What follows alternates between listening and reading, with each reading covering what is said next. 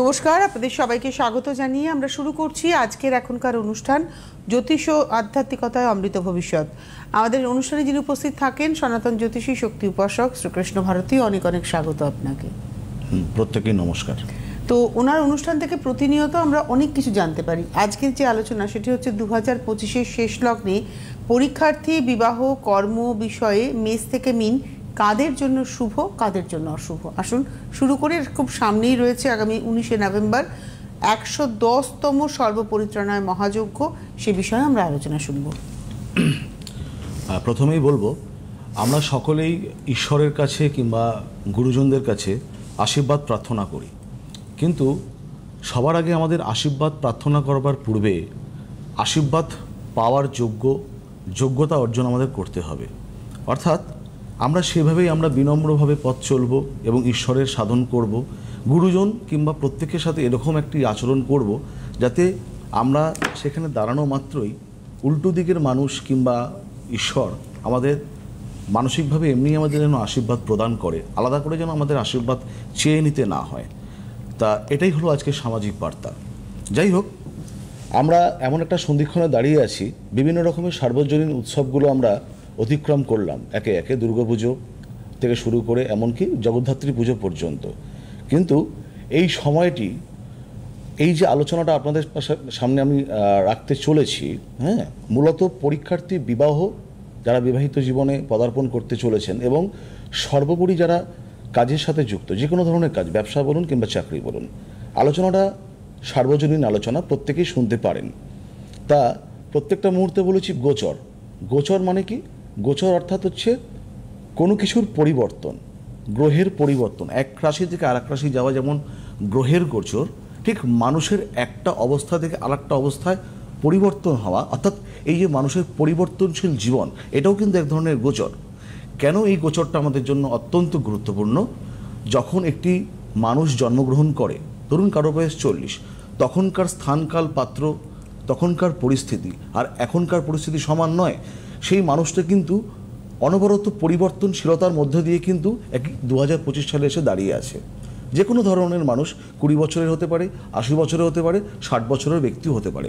তাই প্রত্যেকটা মানুষ যেরকম আমাদের ফাইট ফর এক্সিস্টিং, অর্থাৎ টিকে থাকার লড়াই, এই টিকে থাকার লড়াইয়ে আমরা যে এখনো পর্যন্ত টিকে আছি, এটা হচ্ছে মানুষের গোচর।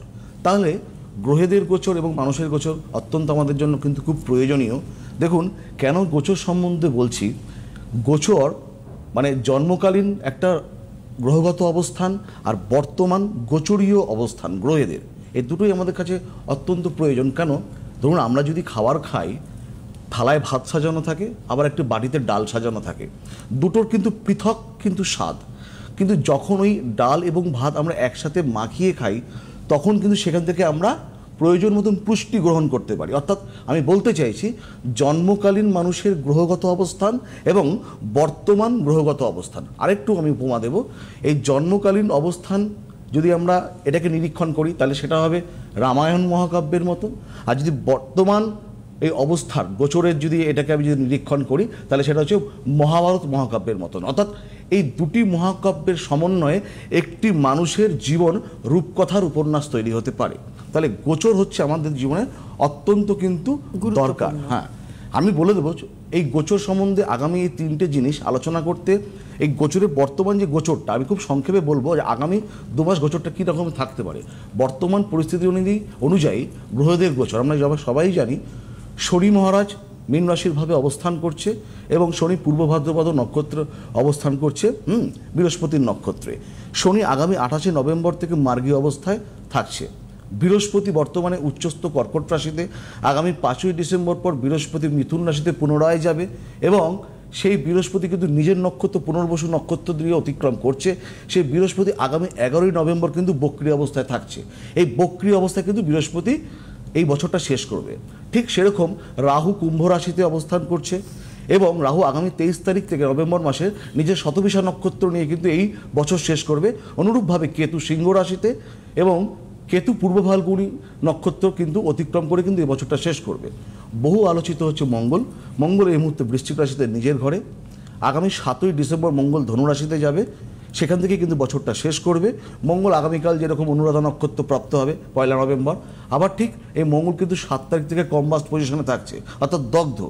এরকমভাবে ঠিক বুধ কিন্তু বর্তমানে বৃশ্চিকে, আগামী 23 নভেম্বর বুধ আবার পুনরায় তুলা রাশিতে আসবে, আবার আগামী 6 ডিসেম্বর বুধ কিন্তু আবার বৃশ্চিক রাশি, 29 ডিসেম্বর সেই বুধ আবার ধনু রাশিতে। বুধ কিন্তু আগামী 10 থেকে 29 তারিখ পর্যন্ত কিন্তু বক্রী অবস্থায় থাকছে।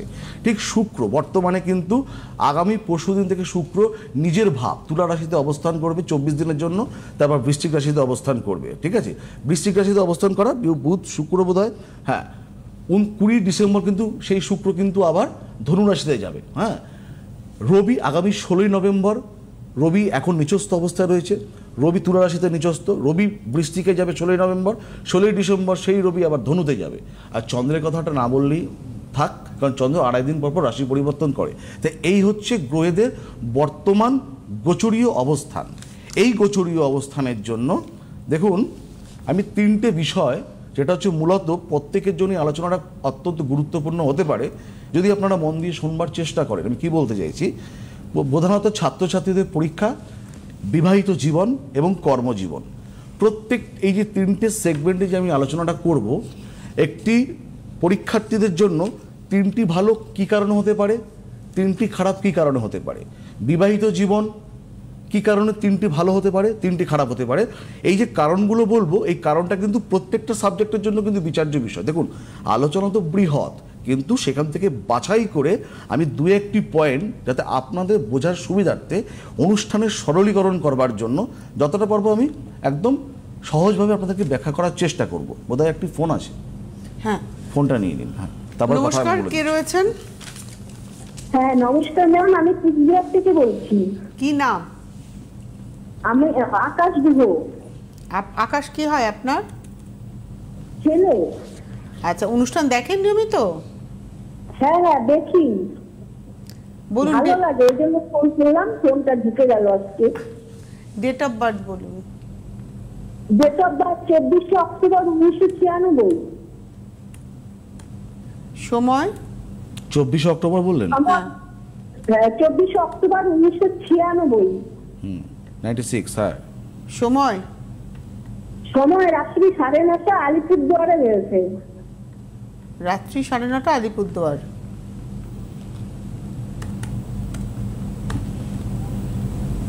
আমি দেখে নিচ্ছি আপনি। হ্যাঁ, আমি এই ফাঁকে একটু জানিয়ে দিই, পাড়ার সাথে প্রত্যেক রবি বুধবার, প্রত্যেক মঙ্গল বৃহস্পতি শনি হচ্ছে বেহালা, হাতিবাগান প্রত্যেক রবিবার, গড়িয়াহাট প্রত্যেক মঙ্গল বৃহস্পতি শনি, বালি প্রত্যেক সোমবার এবং শুক্রবার। আজকে বালিতে আপনারা পেয়ে যাবেন। শেওড়াফুলি প্রত্যেক সোমবার, ব্যারাকপুর মঙ্গল বৃহস্পতি শনি। বাইরের চেম্বার বর্ধমান 4 নভেম্বর, মেদিনীপুর এবং মেচেদা 6 নভেম্বর, মুম্বাই 8 এবং 9 নভেম্বর, জামশেদপুর 10 নভেম্বর, আসানসোল এবং দুর্গাপুর 11 নভেম্বর, বহরমপুর এবং Krishnanagar 13 November, Cooch Behar 15 November, Siliguri 16 November, Agartala 29 November, Guwahati 30 November, Malda 22 November, Bolpur 23 November. Online prediction available রয়েছে প্রত্যেক দিন এবং অবশ্যই সমস্ত জায়গার ক্ষেত্রে অগ্রিম বুকিং আবশ্যকীয়। তো চলে যাই আমরা আলোচনাতে। আলোচনায় পুরো আসতে গেলে প্রথমে বলি আপনার ছেলের এই মুহূর্তে প্রায় 29 বছর বয়স। কেমন আপনার ছেলের হলো? শুনতে পাচ্ছেন আমার কথা? হ্যাঁ শুনতে পাচ্ছি। বেশ, আপনার ছেলে হলো বৃশ্চিক লগ্ন, মীন রাশি, জানা ছিল নিশ্চয়ই? মীন রাশি জানি, কিন্তু বৃশ্চিক মিথুন লগ্ন বলে আপনি রাত্রি 9:30 বলেছেন তো? 24 অক্টোবর 1996 রাত্রি 9:30। হ্যাঁ হ্যাঁ হ্যাঁ, রাত্রি 9:30। রাত্রি 9:30। হ্যাঁ, বৃহস্পতিবার ছিল তো? হ্যাঁ হ্যাঁ বৃহস্পতিবার।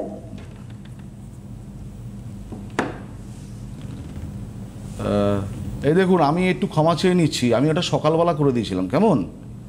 হ্যাঁ হ্যাঁ হ্যাঁ হ্যাঁ হ্যাঁ, আপনার ছেলের হচ্ছে মিথুন লগ্ন, মীন রাশি, তাই তো? আচ্ছা, আমি এবার একটু আসছি জন্মছকে। লগ্নের 3য় ভাবে মঙ্গল, 4র্থ ভাবে শুক্র রাহু, 5মে রবি বুধের অবস্থান এবং 7ম ভাবে বৃহস্পতি, 8, 9, 10। আচ্ছা, 10ম ভাবে হচ্ছে শনি চন্দ্র কেতুর অবস্থান। কেমন? আচ্ছা, লগ্ন সাপেক্ষে বিচারটা চলবে, কারণ যেহেতু 29 বছর বয়স। লগ্নের 3য় ভাবে মঙ্গল, এটা পৃষ্ঠপোষকীয় সহোদর ভাব অশুভ হয়। 4র্থ ভাবে, 4র্থপতি বিদ্যাপতিকারক গ্রহ, হ্যাঁ 5ম ভাবে অবস্থান করছে রবি বুধের সহাবস্থান হলো, অর্থাৎ এটা বুধাদিত্য যোগ। যদিও রবি হচ্ছে নিচস্থ, নিচস্থ রবির সাথে বুধ সহাবস্থান করছে, মানে এটা একটা নিজভঙ্গ রাজ্য, কেমন। এবং বিদ্যাভাবে হচ্ছে শুক্রের অবস্থান, অবশ্যই হায়ার এডুকেশন। এবং বলি শনি হচ্ছে, যদিও মীন রাশিতে শনির 7.5 রয়েছে, শনি চন্দ্রের প্রভাব রয়েছে, শনিচন্দ্র বীজযোগ হচ্ছে দশমভাবে, সেই শনি কেতু সাধু সর্পযোগ, ঠিক আছে। কিন্তু সপ্তমে বৃহস্পতি সক্ষেত্র অবস্থান, পঞ্চমী রবি বুধের বিধাদিত্য যোগ মিথুন লগ্ন, এবং চতুর্থভাবে শুক্র। অবশ্যই হায়ার এডুকেশন, টেকনিক্যাল এডুকেশন হয়েছে। এখন আপনি কি জানতে চাইছেন? পড়াশুনো করবার পরে এখন কি চাকরি বাকরি চেষ্টা করতে করছে কি কিছু? পড়াশোনা কি নিয়ে করেছে? ও ইলেকট্রিক্যাল ইঞ্জিনিয়ারিং করেছে, এখন একটা মানে কন্ট্রাকচুয়ালের কাজ করছে। আমি চাইছি মানে বেটার জায়গাটা কবে হবে। ইলেকট্রিক্যাল ইঞ্জিনিয়ারিং করেছে, তাই তো? মানে বিটেক, মানে বিটেক না এমটেক? বিটেক করেছে কি, তাই তাই তাই তো? হ্যাঁ হ্যাঁ হ্যাঁ। বিটেক কমপ্লিট হয়েছে, এমটেক করেনি? না না না। আচ্ছা, তাহলে বলি শুনুন, জন্মছকে তো রবি বুধের বুধাদিত্য যোগ। এই বুধাদিত্য যোগটা কেন এতটা পাওয়ারফুল? কারণ নিজভঙ্গ বুধাদিত্য যোগ, এটা নিজভঙ্গ রাজযোগ বলে এটাকে।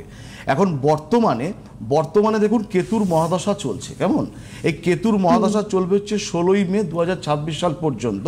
এই মহাদশাটা ওর জন্য অনুকূল নয়। হ্যাঁ, এই যে বলছেন যে এখন যে কাজবাজগুলো করছে, চেষ্টা চালাচ্ছে, কিন্তু ওর জন্য সব থেকে গোল্ডেন টাইম আসবে, হ্যাঁ, শুক্রের মহাদশা যদিও পড়বে ওর হচ্ছে 2026 সালে, কিন্তু শুক্র হচ্ছে কিন্তু কন্যা রাশিতে নিচস্থ অবস্থান। ব্যাপারটা বুঝুন, দশা অন্তর্দশা যদি অনুকূলে না হয়, তাহলে মানুষের জীবনে চাকরি বাকরি পাওয়ার ক্ষেত্রে, যে কোনো ভালো কিছু পাওয়ার ক্ষেত্রে কিন্তু অন্তরায় হয়ে দাঁড়ায়।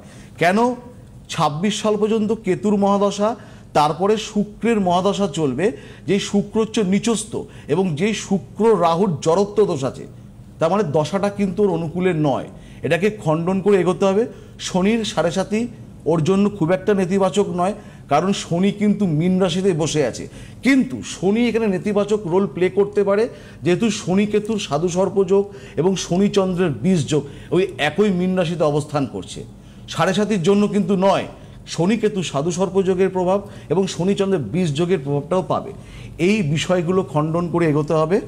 ছেলের এডুকেশন তো ভালো হয়েছে, আগামী দিনে কর্মজীবন, ব্যক্তিগত পরিসরের জীবনও কিন্তু ভালো থাকবে। বুঝতে পেরেছেন? মানে কর্মজীবন, বিবাহিত জীবন। আমার কথাটা কি বোঝাতে পারলাম আপনাকে? হ্যাঁ হ্যাঁ হ্যাঁ, মানে ভালো একটা জব কবে নাগাদ হবে? 26। আপনাকে উনি দুটো জায়গা ঠিক করতে বললেন। আপনার ছেলের এই যে এত ভালো পড়াশুনো, চাকরিটা কেন ভালো হলো না? দেখুন, আমি একটু বলে দিই। হ্যাঁ, নিশ্চয়ই। দেখুন দিদি ভাই, ঠিক করবেন কি করবেন না এটা আপনার ব্যাপার। আমি শুধু বর্তমান প্রেক্ষাপটটা আপনার কাছে তুলে ধরলাম। বর্তমানে কেতুর মহাদশা ওর জন্য অনুকূল নয়। 26 সালের 16ই মে থেকে যখন শুক্রের মহাদশায় পদার্পণ করবে, সেটাও ওর জন্য অনুকূল নয়, কারণ ওর রাশিচক্রে শুক্র হচ্ছে নিচস্থ এবং শুক্র রাহুর জড়ত্ব দোষ। এই যে শুক্রটা কত বছর থাকবে ওর ছকে? শুক্র তো আপনার শুক্র মানুষের মহাদশা কাটা হচ্ছে 20 বছর, 20 বছর, আপ টু মানে 46 সাল পর্যন্ত, মানে এন্টায়ার দ্য লাইফ ক্যারিয়ার ব্যাকবোনটা। বারবার করে বলি, দশা অন্তর্দশা যদি অনুকূলে না থাকে এবং সেই দশাটা, সেই গ্রহটা যদি বাধক পথে, আমি আলোচনায় আসবো, আপনি লাইনে থাকুন, শুনুন ব্যাপারটা। হ্যাঁ, কি বলতে চাইছি না, একটা কথাই ওনাকে বলে পরিষ্কার করে বলে দেওয়া যে ওনার বুঝতে হবে ছেলের এডুকেশন ভালো হওয়ার পরেও ক্যারিয়ারটা ভালো হচ্ছে না। ক্যারিয়ারটা কেন ভালো হলো না, এই প্রসঙ্গে আসছি। প্রথমে হচ্ছে পরীক্ষার্থী। দেখুন, নম্বর নিয়ে অনেকেই বলে যে মেধা হোক, নম্বর নিয়ে আমরা কোনো মাথা ব্যথা নেই, অনেক বাবা মারা বলে, কিন্তু প্রকৃতপক্ষে এই নম্বরটাই হচ্ছে সব থেকে বড় বিষয়। দু একটা ফ্র্যাকশনাল নম্বরের জন্য কিন্তু মানুষ ভালো জায়গায় পড়বার সুযোগ পায় না, পছন্দ মতন সাবজেক্ট পায় না। সিলি মিস্টেক, ছোটোখাটো ভুল ছাত্রছাত্রীদের জীবন কিন্তু অন্তরায় হয়ে, মানে বড় হওয়ার ক্ষেত্রে কিন্তু অন্তরায় হয়ে থাকে। ঠিক আছে, ভালো সাবজেক্ট চুজের ক্ষেত্রে হোক কিংবা বিভিন্ন ক্ষেত্রে হোক, হ্যাঁ, ভালো প্রতিষ্ঠানিক, মানে 2 নম্বর 3 নম্বর অ্যাভারেজে কম পেলে অনেক কিছু হতে পারে। এবারে বলি, ভালো পড়াশুনো ছাত্রছাত্রীদের কোন কোন ক্ষেত্রে হতে পারে। দেখুন, চতুর্থ, পঞ্চম, নবম প্রতিকারক গ্রহ যদি একে অপরের সাথে সম্বন্ধ সৃষ্টি করে, সম্বন্ধ বিভিন্ন রকম হয়, দৃষ্টিতে হয়, প্রেক্ষাকালীন হয়, হ্যাঁ, সমসপ্তম দৃষ্টি সংযোগ স্থাপনে হয়, ক্ষেত্র বিনিময় যোগে সম্বন্ধ হয়, এরূপ অবস্থানে কিন্তু ছাত্রছাত্রীর পরীক্ষা, মানে পড়াশোনার মান, মানে একটা ছাত্রছাত্রী কিন্তু ভালো পড়াশোনা, কেরিয়ারটা যাতে ভালো হয় সেভাবে কিন্তু এগোতে পারে। চতুর্থ, পঞ্চম স্থানের অধিপতি গ্রহ যদি আত্মকারক কিংবা অমাত্মকারক হয়, অর্থাৎ বিদ্যাস্থানের গ্রহ, হায়ার এডুকেশন পঞ্চম স্থানের গ্রহ এবং ভাগ্যস্থানের গ্রহ যদি অমাত্যকারক রাশিচক্রে হয় তাহলে কিন্তু ছাত্রছাত্রীর পড়াশোনা ভালো হয়। চতুর্থ পঞ্চম নবম স্থানের গ্রহ যদি বর্গোত্তম হয় তাহলে কিন্তু অত্যন্ত ভালো পড়াশোনা মান কিন্তু ভালো হয়। কোন সময় পড়াশোনা ছাত্রছাত্রীদের খারাপ হতে পারে? বিদ্যাভাব পঞ্চম ভাব যদি অশুভ গ্রহ থাকে, বিশেষ করে যদি রাহু থাকে চতুর্থ ভাব এবং পঞ্চম ভাবে, একদম ডিস্ট্রয় করে দেয়। আগামীতে পরীক্ষাগুলো আসছে, এই জন্য বলছি, আমি ডিটেল করার চেষ্টা করছি। কোনো খারাপ গ্রহ দোষ যদি থাকে, ধরুন কালসর্প আছে, সেটা নেতিবাচক কালসর্প, সেই রাহু কেতুর দশান্তর দশা যদি চলে তাহলে খারাপ হতে পারে। শনি সাড়ে সাথে যদি নেতিবাচক হয়, যেমন এই জন্য কিন্তু শনি সাড়ে সাথে নেতিবাচক নয়, শনি কেতু শনিচন্দ্র যোগটা নেতিবাচক, এটা বুঝতে হবে। তাহলে যোগকারী মানে দোষ সৃষ্টি করার গ্রহ যদি তার যদি দশান্তর দশা চলে, ধরুন অঙ্গারক দোষ কারোর আছে, মঙ্গল রাহুতে অঙ্গারক দোষ হয়, সেই মঙ্গলের দশান্তর দশা চলছে, তাহলে কি মানে 90 পাওয়ার আশা রয়েছে, 90%, 78% এসে আটকে গেল, মানে একটা গেল রথ উঠে যাবে সামনেই। দেখুন এখন টেস্ট বিভিন্ন রকমের এক্সামগুলো হয়তো কাল পরশু থেকেই শুরু হবে, হ্যাঁ, তারপরে তো বোর্ড এক্সামগুলো তো ফেব্রুয়ারি মাস থেকে আছেই। এটা গেল হচ্ছে পড়াশুনো কাদের জন্য এই 2 মাস ভালো হতে পারে। অ্যাজ পার গোচরের অবস্থানের জন্য মেষ, বৃষ, কর্কট, মকর এই 4টি রাশি কিন্তু অত্যন্ত ভালো ফলাফল পাবে। শিক্ষাক্ষেত্রে মান ভালো থাকতে পারে, হ্যাঁ। যদিও দেখুন আমি সচরাচর কাউকে বলি না, কেউ বলে যে বৃশ্চিক রাশি কেমন যাবে বলুন, ধনু রাশি কেমন যাবে বলুন, আমি কিন্তু বলি না।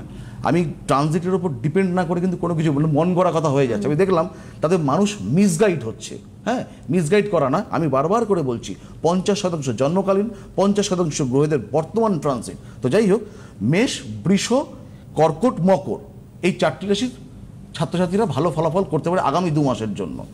তুলা, বৃশ্চিক, ধনু, মীন কিন্তু খারাপ হতে পারে, সাবধান, এবং বাকিরা কিন্তু মধ্যম মানের ফলাফল পেতে পারে। এটা গেল পড়াশোনা যারা করছে তাদের জন্য। বিবাহিত জীবন, দেখুন অষ্টকূট জটক বিচারই কিন্তু সব নয়, ইন্ডিভিজুয়াল হরোস্কোপ বিচার করতে হবে। কারণ আমরা যেই আনন্দ যে আমরা প্রাপ্তি করি বিবাহের অনুষ্ঠানগুলোতে, হ্যাঁ, ওই আনন্দ মানে নিরানন্দে একদম পরিবর্তন হয় খাওয়া দাওয়া করে আসার পরে, একটা সপ্তাহখানিক পরে একটা বাজে খবর। সুতরাং অষ্টকূট জটক বিচার 36 গুণের মধ্যে 26 পেয়ে গেল, দারুণ ব্যাপার, তা একেবারেই নয়। ইন্ডিভিজুয়াল জন্মছক বিচার করা হচ্ছে প্রধান কর্তব্য। ভালো বিবাহ, সপ্তমপতি শুক্র যদি সপ্তম স্থানে যদি শুভ গ্রহ থাকে কিংবা সপ্তমপতি যদি শুভ অবস্থায় থাকে তাহলে ভালো বিবাহ হতে পারে। সপ্তমপতি যদি উচ্চস্থ অবস্থায়, অর্থাৎ সপ্তম স্থানে গ্রহ, বিবাহ স্থানে গ্রহ যদি উচ্চস্থ হয় কিংবা মূলত্রিকোণে অবস্থান করে, বিবাহ ভালো হতে পারে। লেট ম্যারেজ হয় না, সঠিক সময়ে বিয়ে হয়, বিয়েটা ভালো হয়। এবং সপ্তমপতি যদি শুভগ্রহ মধ্যগত হয় তাহলে বিবাহ কিন্তু ভালো হতে পারে। কখন খারাপ হতে পারে? যদি মঙ্গল শুক্রের যোগ থাকে তাহলে কিন্তু দাম্পত্য জীবনে অনেকটা কিন্তু অধঃপতন হয়। মঙ্গল শুক্র যদি কোনো দুস্থানগত হয়, নেতিবাচক শত্রু গৃহে থাকে মঙ্গল এবং শুক্র, বুঝতে হবে, তাহলে লেট ম্যারেজ, বহু বিবাহ, এগুলো কিন্তু দাম্পত্য জীবনে হতে পারে। হ্যাঁ, বাধকপতি গ্রহের যদি দৃষ্টি থাকে কিংবা বাধকপতি গ্রহে যদি দশান্তর দশা চলে তাহলে ম্যারেড লাইফ, বিচ্ছেদ, বিলম্বিত বিবাহ, 42 বছর হয়ে গেল, বাবা মা চাইছে বিয়ে দিতে, মেয়ে বিয়ে করবে না, বিবিধ এরকম উদাহরণ আছে। কোন কোন ক্ষেত্রে হতে পারে? আচ্ছা, বিবাহিত জীবনের জন্য বৃষ, তুলা, ধনু এবং মীন রাশি, এই 4টে রাশির হঠাৎ করে কিন্তু ভালো খবরাখবর আগামী দু মাসের মধ্যে কিন্তু আপনারা পেতে পারেন। বৃষ, তুলা, ধনু, মীন, কেন এগুলো বলছি? এগুলো মন গড়া নয়। তুলা কেন? এই তুলা রাশির সাপেক্ষে বৃহস্পতি এখন দশমভাবে, আবার ঠিক 5ই ডিসেম্বরের পরে তুলা রাশির সাপেক্ষে নবমভাবে বক্রী অবস্থায় বৃহস্পতি থাকে।